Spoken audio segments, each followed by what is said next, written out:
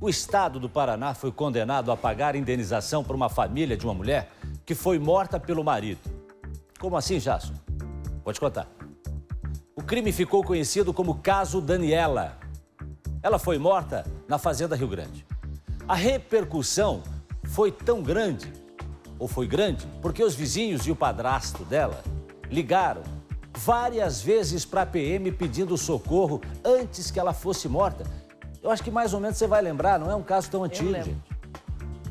O assassino já foi condenado e o BG explica melhor para você essa história.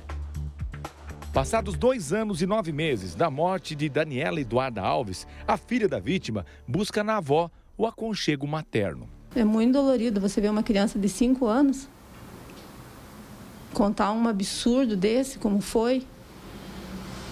É muito dolorido, meu Deus. E é mais dolorido ainda quando ela chega e pergunta para mim: vó, eu posso te chamar de mãe? A voz ao telefone é de um morador do bairro pedindo socorro, enquanto Daniela era espancada pelo marido dentro de casa. Emergência? Oi, eu gostaria de fazer uma denúncia. Sobre o quê? O que está acontecendo, senhor? O vizinho aqui da minha casa aqui está espancando a mulher dele e tem uma criança pequena junto. Eu acredito que está espancando a criança também. Que município que é? É Fazenda Rio Grande.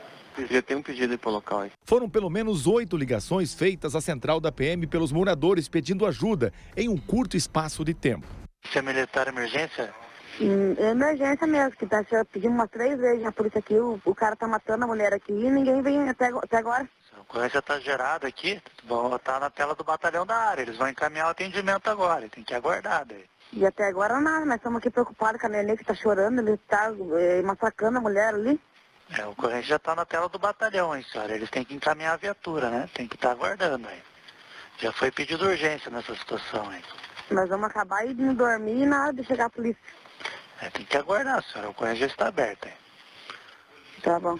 Quando a viatura chega na rua São Simão, no bairro Santa Terezinha, já era tarde demais. O crime teria acontecido no dia 14 de janeiro de 2019.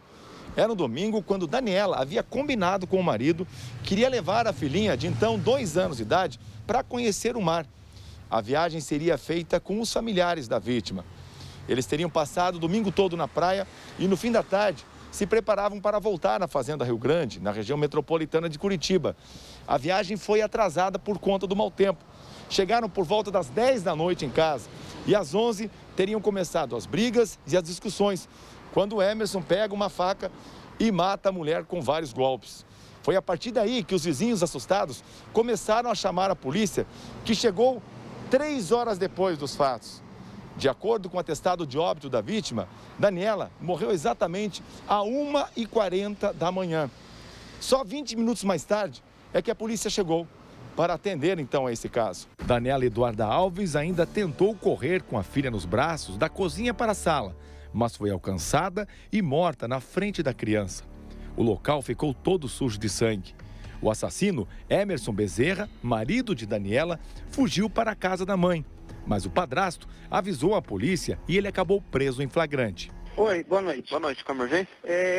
Meu enteado está aqui na minha casa. Ele disse que matou a esposa dele lá na Fazenda Rio Grande. Ele falou que matou a esposa? Isso, ele está tudo ensanguentado. Eu liguei para os parentes dela e eles vão lá ver. Após a morte, a família da vítima ingressou na justiça contra o Estado com um pedido de ação indenizatória pela omissão das forças de segurança na hora do socorro. O resultado do processo foi proferido neste mês. No despacho, a juíza reconhece que entre o início da agressão e até mesmo das ligações feitas pelos vizinhos e o óbito, existia tempo considerável para a polícia militar agir. A advogada da família de Daniela disse que vai recorrer da decisão da justiça. Filha da dona Roseli valia 26.600? Com certeza não. Então, embora amenize a situação, a gente crê que não é o suficiente pela vida da Daniela. Então, é por isso que a gente vai recorrer pedindo a majoração desse valor, para o valor que a gente inicialmente pediu, que foi R$100 mil para cada um. A advogada ainda afirma que a demora da PM em atender a ocorrência fez com que as forças de segurança mudassem os critérios na hora de fazer a triagem das situações de violência doméstica que chegam na central da polícia. A sentença deu totalmente procedente, o que significa que ela deu como ganho os nossos pedidos e ela reconheceu, né, a omissão do Estado na prestação de serviços, no caso, na prestação de segurança, e pelos danos causados, principalmente à família, condenou o Estado a pagar uma indenização pelo dano moral, né, pela morte, por tudo que a família passou, que ficou arbitrado em 80 mil para os três, né, o padrasto, a mãe e a filha. E, além disso, a sentença confirmou um pagamento de uma pensão para a filha menor, que ficou sem a mãe, de 2/3 de um salário mínimo. Emerson Bezerra da Silva foi julgado em setembro deste ano. O homem que matou a própria mulher foi condenado a 19 anos e 11 meses de prisão. A mãe da vítima está com a guarda da menina, que hoje tem 5 anos. Não há nenhum dinheiro que pague, né, a vida de uma pessoa. Ou será que se eu tivesse esse dinheiro, os policiais teriam chegado na hora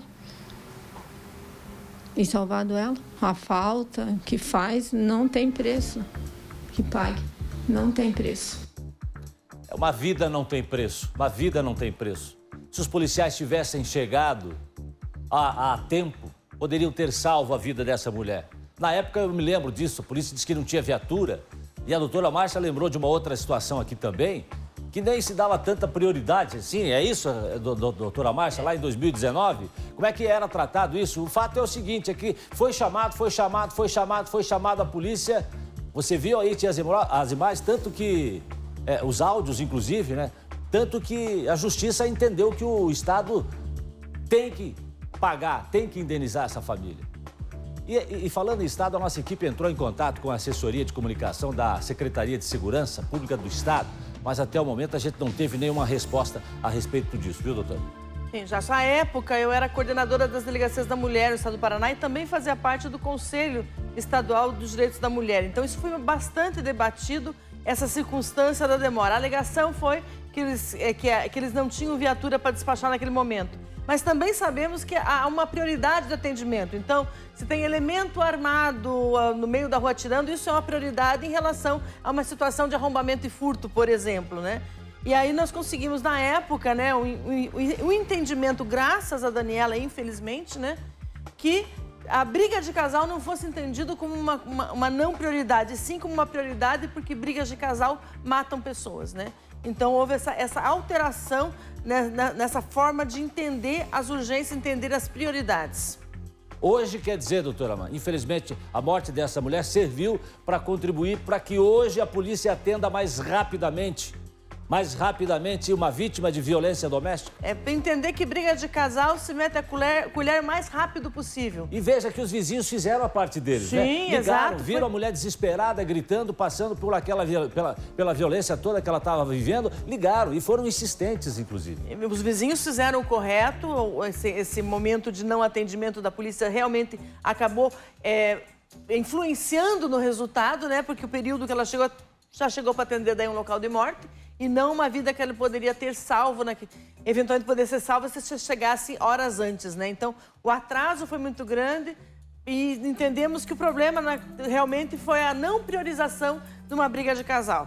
Porque tem todo aquele estigma que a polícia vai lá, daí eles param de brigar, a mulher não quer representar, enfim, mas não é esse entendimento que o Estado tem que ter. Simplesmente você tem que agir.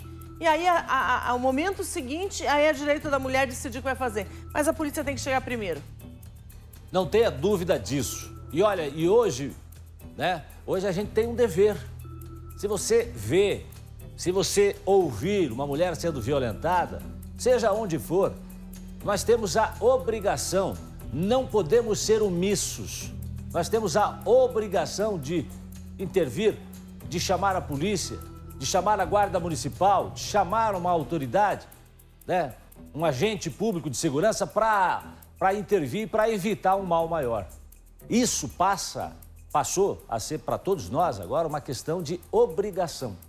Senão, você pode ser omisso. nessa situação? Que deveria ser só um exercício de empatia, naturalmente, você se importar que outra pessoa não seja ferida, que outra pessoa não entre numa situação em que talvez não seja possível reverter.